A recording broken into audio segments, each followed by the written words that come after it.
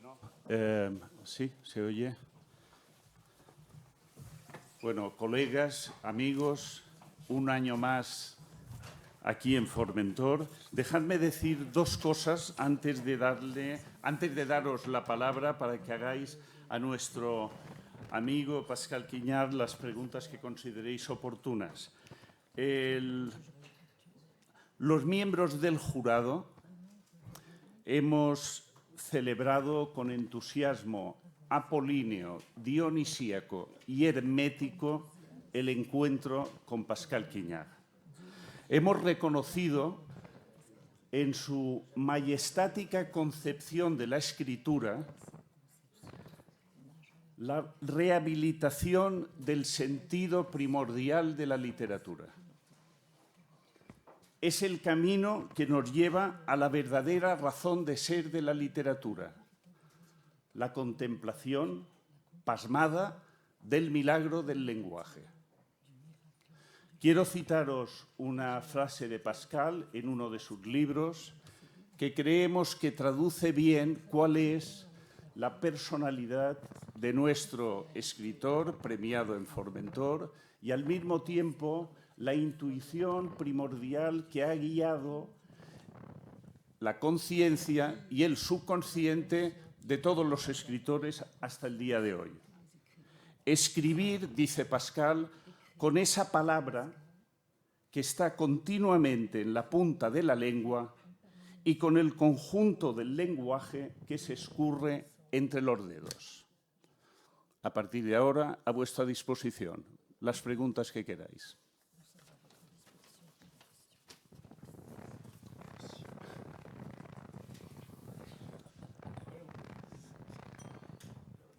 Jaume Bosch, El Ciervo.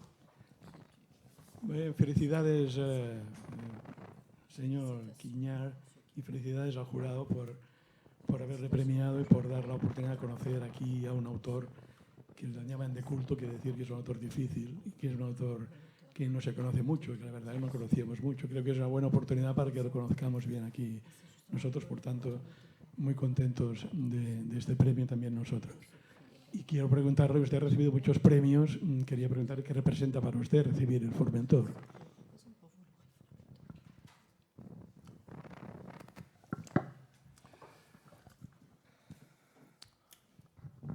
Ça marche. Oui, ça. Le prix Formentor a deux particularités qui me touchent particulièrement. D'une part, c'est un prix de lettré, un prix d'intellectuel, de lettré, un prix de littérature qui aime les livres. Et d'autre part, c'est un prix de traduction. Et c'est le fond,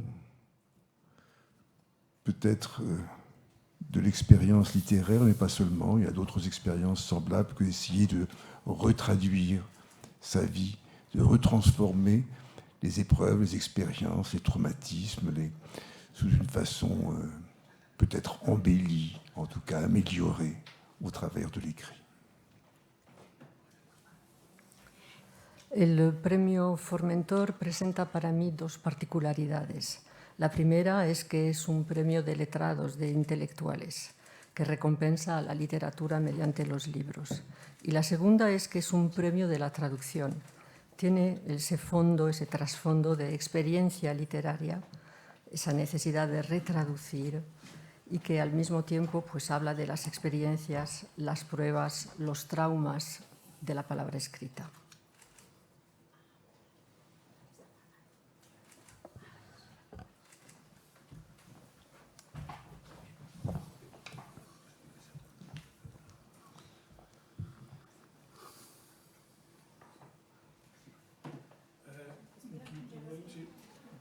Sí, adelante, Jaume. Sí.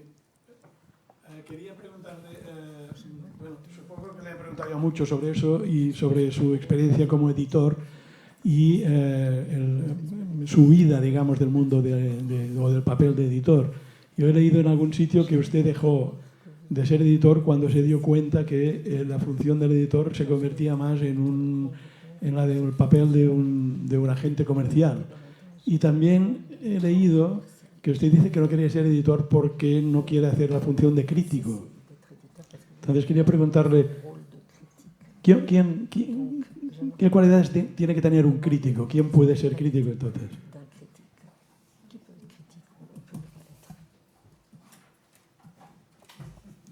Difficile.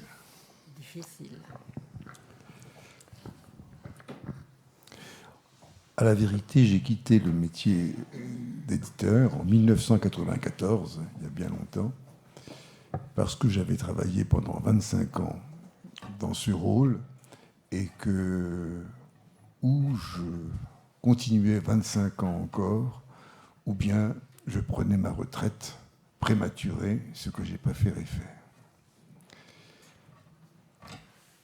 A decir verdad, dejé de ser editor en 1994, después de haber trabajado y estado en ello durante 25 años, y tenía dos posibilidades: bien seguía en ello otros 25 años más, o me jubilaba, y es lo que decidí hacer.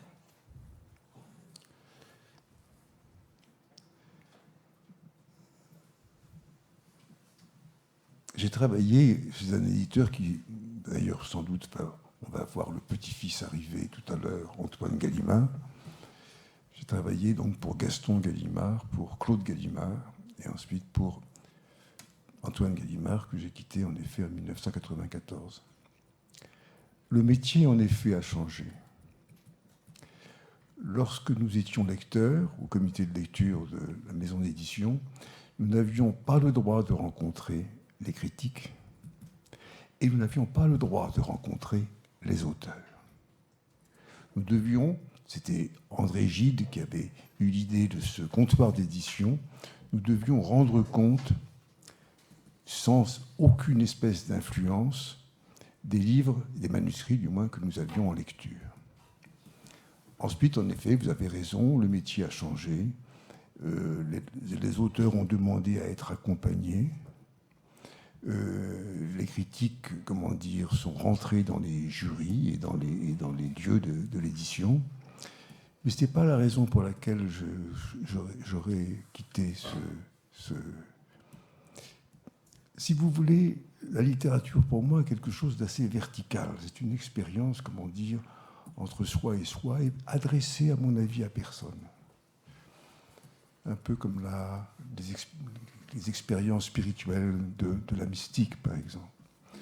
C'est une relation vraiment verticale.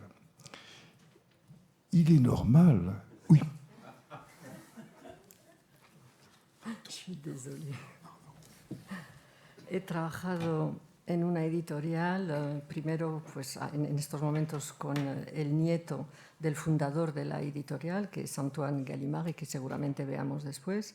He trabajado también con Gaston y Claude Gallimard, y efectivamente en 1994 dejé ese oficio, y el oficio ha cambiado, porque en aquel momento era lector en el comité de lectura y no podíamos ver ni estar en contacto con los críticos ni con los autores.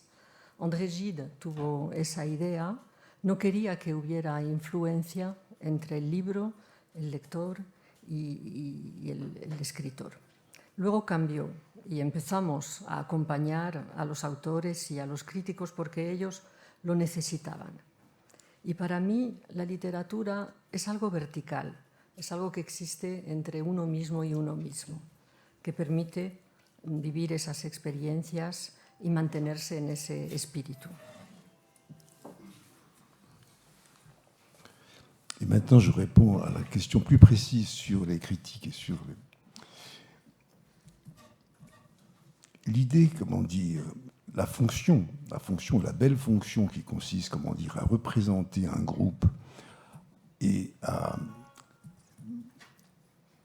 modéliser un peu par rapport à ce qui doit être attendu ou ce qui peut être supporté par le journal que l'on représente, ou ce qui peut être attendu et plaire au public auquel on s'adresse. Le fait de respecter aussi les normes et les qualités, comment dire, esthétiques. Tout ça n'appartient pas du tout à celui qui écrit. Ça n'est pas une fonction qu'il a à remplir, je crois. Il n'a pas à se soucier, il doit rester un peu sauvage même par rapport au modèle ou à la communauté. Il n'est même pas tout à fait dans la communauté. Je pense que tout créateur doit s'isoler un peu du groupe. Voilà les grandes différences qu'il y a. Ce sont des métiers très, très, très différents. J'ai fini, vous pouvez y aller, Violette. Ahora contesto realmente de forma más precisa y exacta a la pregunta. La bella función de representar a un grupo y de modelizar a lo que espera tanto el periódico como el posible público, pues pasa por respetar normas y cualidades estéticas. Todo esto no pertenece al que escribe. Hay algo más salvaje en esa comunidad, hay algo que requiere un aislamiento. Son esas las grandes diferencias entre los oficios.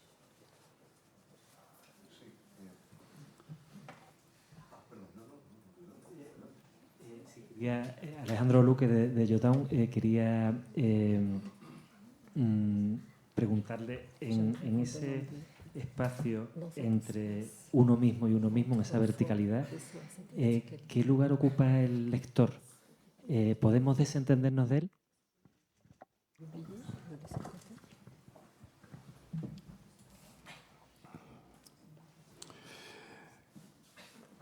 C'est aux critiques de répondre si on peut l'oublier ou pas. Je pense que dans la métamorphose que recherche celui qui écrit, elle n'est pas adressée, même pas à lui-même. Et s'il parlait à quelqu'un, ça serait à quelqu'un qui serait emprisonné dans l'œuvre et que l'œuvre libérerait. Mais il ne sait pas qui est emprisonné dans l'œuvre.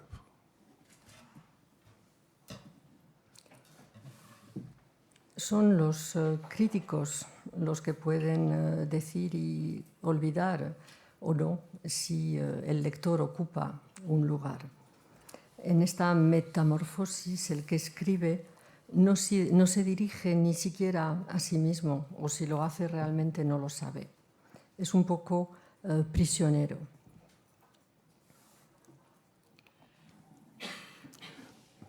On arrive à l'automne et dans les forêts, on voit maintenant les cerfs, et surtout dans ce beau lieu où nous sommes, les cerfs ont commencé leur brame.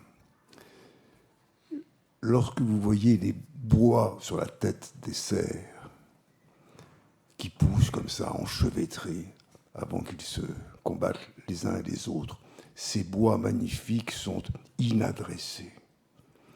Et la littérature, comme les bois des cerfs, est inadressée.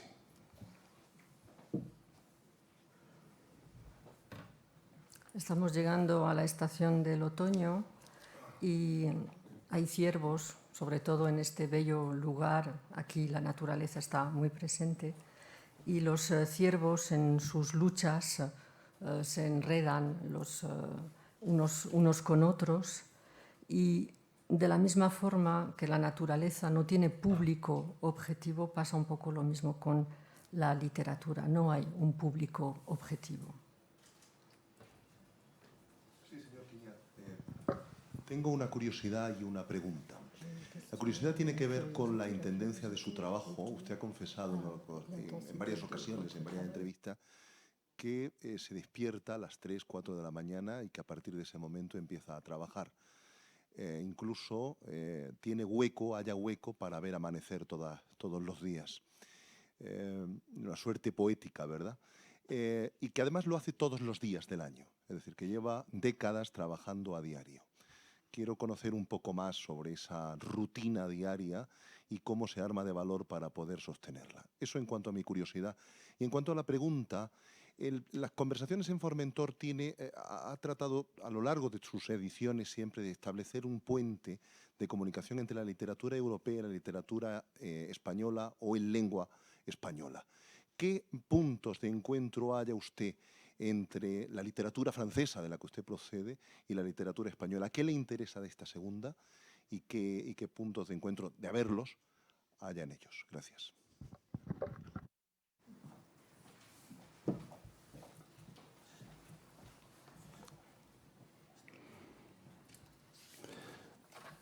Pour la première question,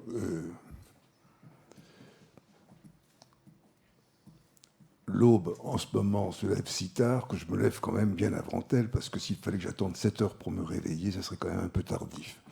Donc c'est surtout l'été que je vois l'aurore se lever.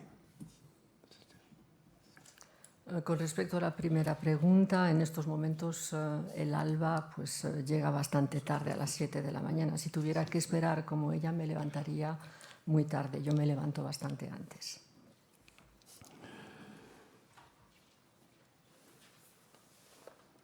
Pour la seconde question,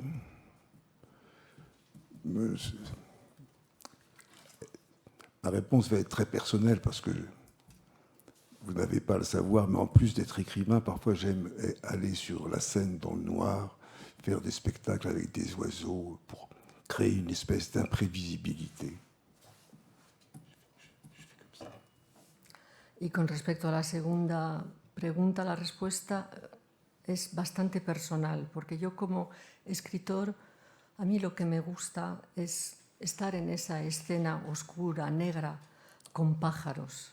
Es algo que tiene que ver con la imprevisibilidad. Une des œuvres qui a le plus compté pour moi, c'est La Nuit obscure de Saint-Jean-de-la-Croix. Elle n'a pas compté que pour moi, parce qu'un des musiciens que je préfère, un Catalan qui s'appelle Federico Mompau, a, comment dire, à la fin de ses jours, voulu écrire une musique absolument extraordinaire, qu'un philosophe français, Vladimir Jankélévitch, d'ailleurs, sur laquelle il a écrit des pages merveilleuses. Et quand il s'est mis à écrire ces pièces très brèves de musique extrême sur l'œuvre, sur la nuit obscure de Saint-Jean-de-la-Croix, il s'est dit qu'il n'allait pas les publier. Vous voyez, c'est là où l'art est inadressé. Finalement, il les a à la fin de ses jours, il les a enregistrés. Mais le lien le plus profond, c'est la mystique espagnole.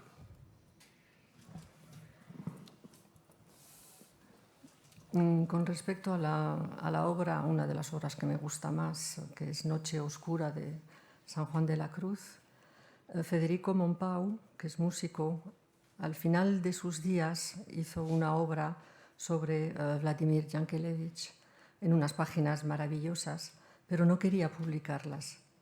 Y finalmente las publicó, o se grabaron incluso. Esto muestra que no hay un público, no siempre hay un público al que se dirige la obra. Hola, ¿qué tal? David Felipe Arranz, del norte de Castilla. Le quería preguntar, en el año 1991, usted revoluciona el mundo de la novela con Todas las mañanas del mundo, redescubre la música del barroco, la viola de gamba, Marie Maguet, ese universo tan exquisito, tan elegante, al que el gran público está poco acostumbrado.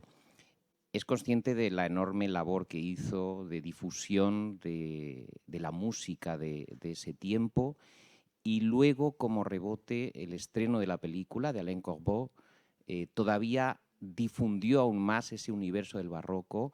La segunda pregunta es, ¿qué opina de la versión cinematográfica de su obra?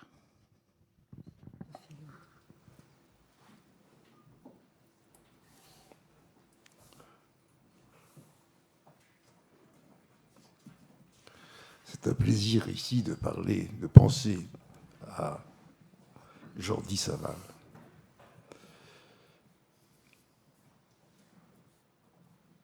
Es un placer pensar en Jordi Savall aquí. Maintenant encore, 2 fois par an, avec Jordi, nous faisons un concert 30 ans après, 31 ans après. Aún ahora, con Jordi, organizamos un concierto 2 veces al año, 31 años después. Nous n'avions pas conscience à l'époque, en effet, de l'importance qu'allait avoir cette résurrection de Sainte Colombe. En aquel momento no éramos conscientes de la importancia que tendría esta resurrección de Sainte-Colombe.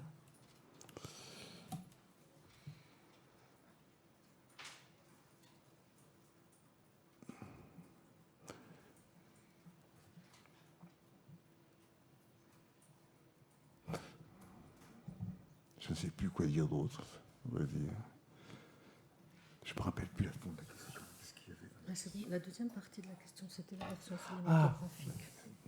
Pardonnez-moi. La version cinématographique de Tous les matins du monde présentait un avantage merveilleux par rapport au roman, c'est qu'on avait la musique. Et dans un roman, on n'a pas la musique. La versión cinematográfica de Todas las mañanas del mundo presentaba esa increíble ventaja, es la de tener la música, que no tiene la novela, por ejemplo. La version cinématographique par rapport au roman avait un désavantage, à mes yeux, même si j'aime beaucoup le film, c'est que ce qui était une histoire d'amour absolue entre un musicien et le souvenir de son épouse est devenue une très belle histoire de transmission d'un maître à un élève. La versión cinematográfica de la novela para mí presenta una desventaja, y aunque me gusta muchísimo el filme, pero es una historia de amor absoluta que al final es una transición hacia algo que es sencillamente una historia de amor.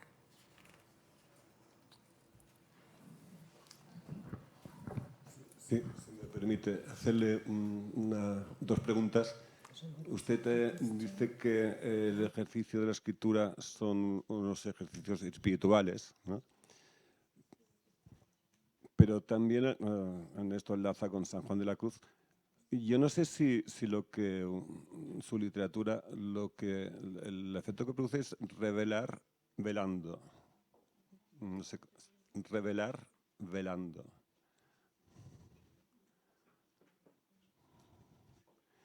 Y si me permite la cuestión, hay yo creo que uno de los méritos de su literatura, aparte de mil cosas, es su amor a la palabra. Es decir, ahora que estamos hablando con monedas falsas, con palabras que son como monedas falsas, gastadas por el uso de los políticos, los empresarios, incluso nosotros los periodistas, usted va a la fuente de la palabra, a las raíces, y la hace volar, ¿no? Es una de las misiones, aunque usted no quiera tener misiones del escritor, el ser guardián de las palabras y volver al origen y decirnos lo que significan.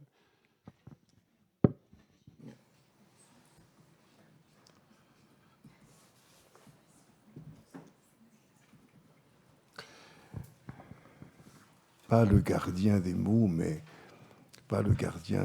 rester dans l'origine des mots, oui. No el guardián de las palabras, pero sí mantenerme en el origen de las palabras.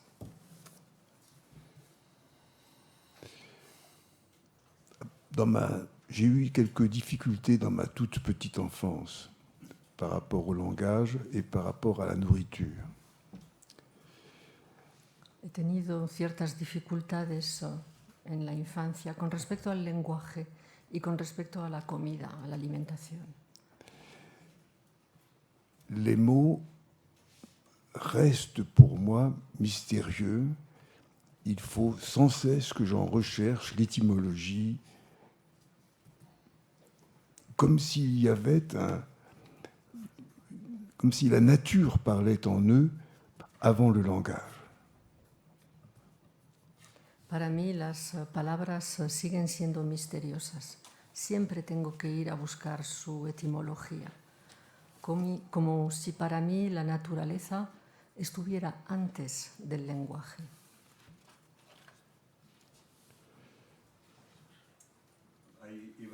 Mi segunda pregunta era, usted ha hablado en algunas entrevistas de que lee muchos libros de ciencia y también está hablando del velo de Tisbe.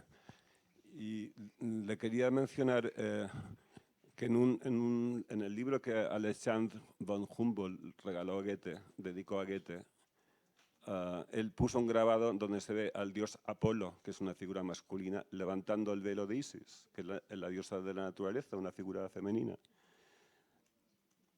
Es decir, que hay dos conocimientos, que es el prometeico, que es de la ciencia, y el poético, que es la música, la lira, ¿no?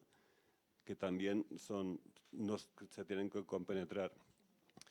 La pregunta, y usted disculpe que le lleve a la actualidad, que sé que le incomoda, pero, y que no cree en el progreso, pero ha habido dos mutaciones actualmente. Una que es la extensión, la expresión masiva, diferencial, múltiple del deseo femenino como nunca antes en la historia se había producido.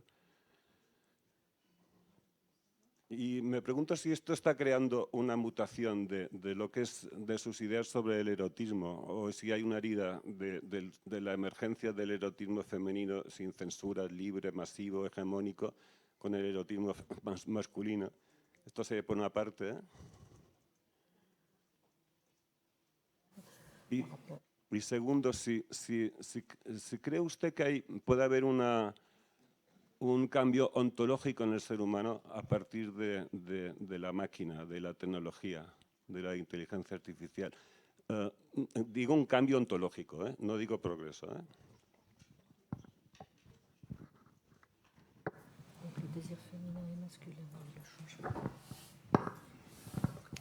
Très difficile, vos questions.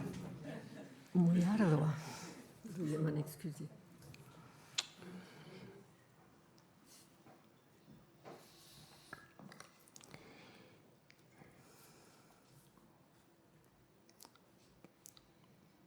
Ontologique, non. Cambio ontológico, no. La métamorphose féminine dont vous parlez s'accompagne aussi, pas seulement de la liberté que vous dites, mais s'accompagne aussi d'une censure et d'un puritanisme très étonnants dans nos sociétés. J'ai écrit... La metamorfosis femenina de la que hablas se acompaña no solo de esa liberación, sino también de una censura y de un puritanismo que son muy sorprendentes.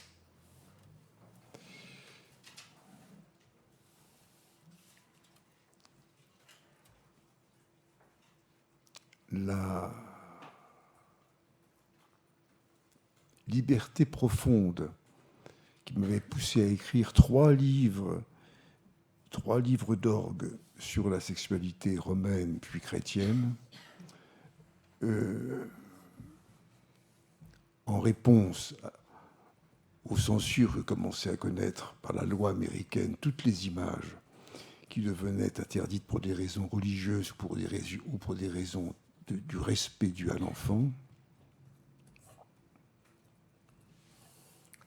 La libertad profunda que me ha llevado a escribir 3 libros, 3 obras sobre la sexualidad romana y cristiana en respuesta a la censura americana, en respuesta a las imágenes y al respeto, a la protección de la infancia.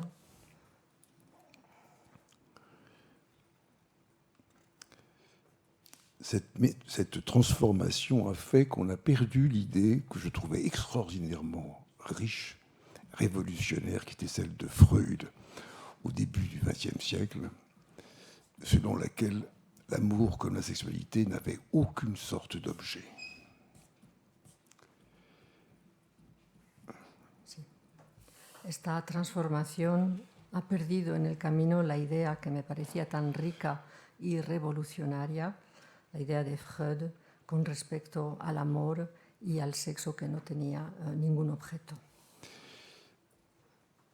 C'est pourquoi j'ai un peu de tristesse de voir, comment dire, les objets revenir, les contenus revenir, les rôles revenir, les images, pas les images, les censures revenir dans les disputes sexuelles. Por eso me siento triste al ver que vuelven los objetos, los contenidos, los roles, la censura en la disputa, en la discusión sexual.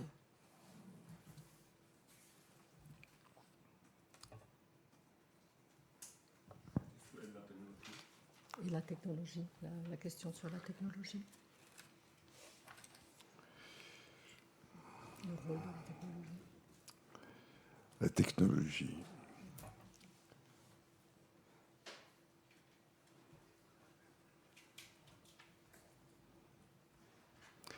Les instruments apparaissent, disparaissent sans qu'il y ait de progrès.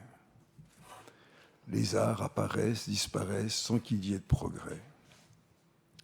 Je trouve merveilleux, par exemple, le téléphone portable qui permet, comment dire, de supprimer la sonnerie, d'appeler quand on veut, de s'en libérer quand on veut.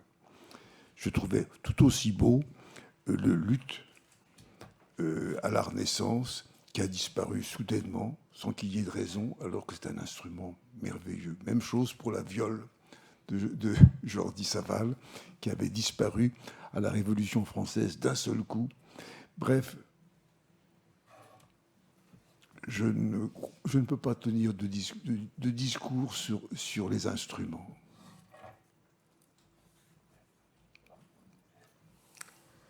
Los instrumentos, sin saber muy bien por qué, aparecen, desaparecen y no hay ningún progreso en ello. Y pasa un poco lo mismo con las artes.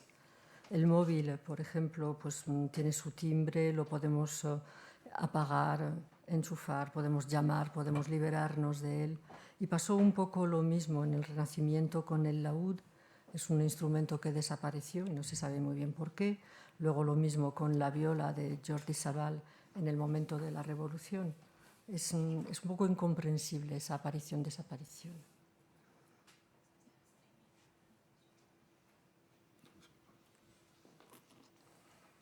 Veo que no hay cambio ontológico.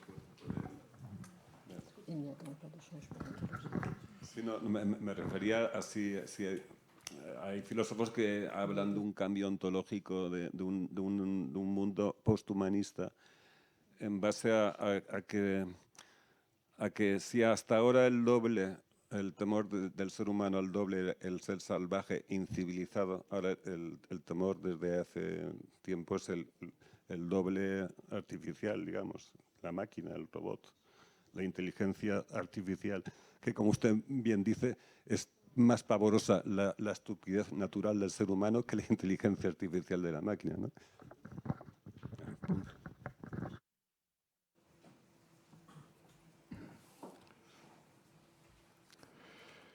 Oui.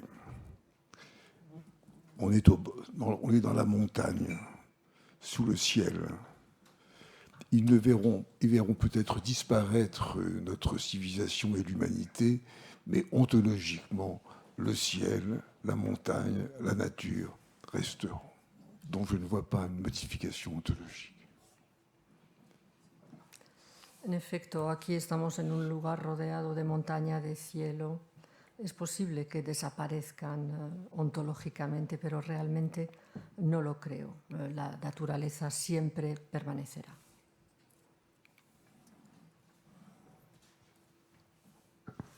¿Alguna pregunta?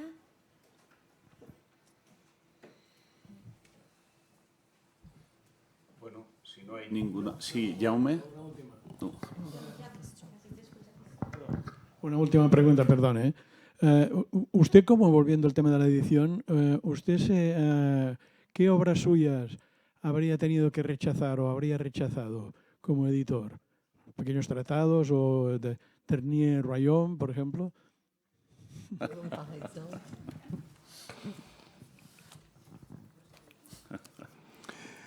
Toutes. Todas. Mais je les aurais toutes écrites. Pero a pesar de ello las habría escrito Parce todas. que ce que je fais est assez proche des arts primitifs, ou non, ou plutôt des, comment ça s'appelle, dans les hôpitaux psychiatriques, l'art brut. J'avais besoin, chaque jour, de me répéter l'expérience de ce que je pouvais vivre. J'en avais le besoin de ce retard sur l'expérience qui fait ce que j'écris. Je l'aurais de toute façon écrit, mais est-ce que je l'aurais publié? Bueno. Las artes primitivas, por ejemplo, me interesan especialmente, o mejor dicho, ese arte que se expresa y se manifiesta en los hospitales psiquiátricos, que es el arte bruto. Yo necesitaba cada día repetir esa función y repetir y escribir, y lo hubiera hecho de todos modos. No sé si lo habría publicado, pero sí habría escrito.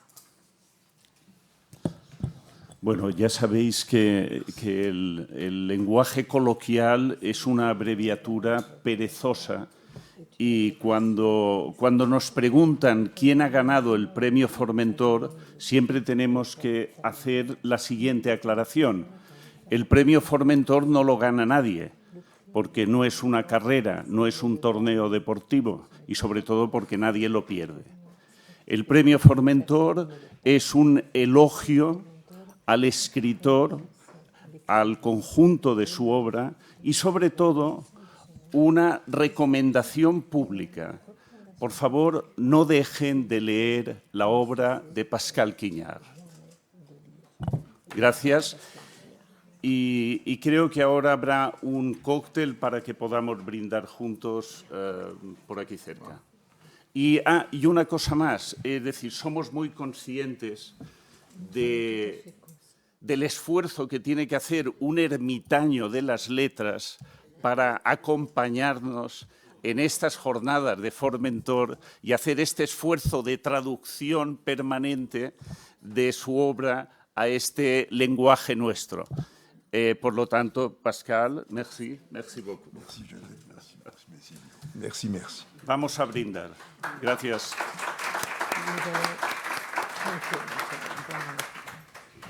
Vous aviez réussi à entraîner la mouche jusqu'ici.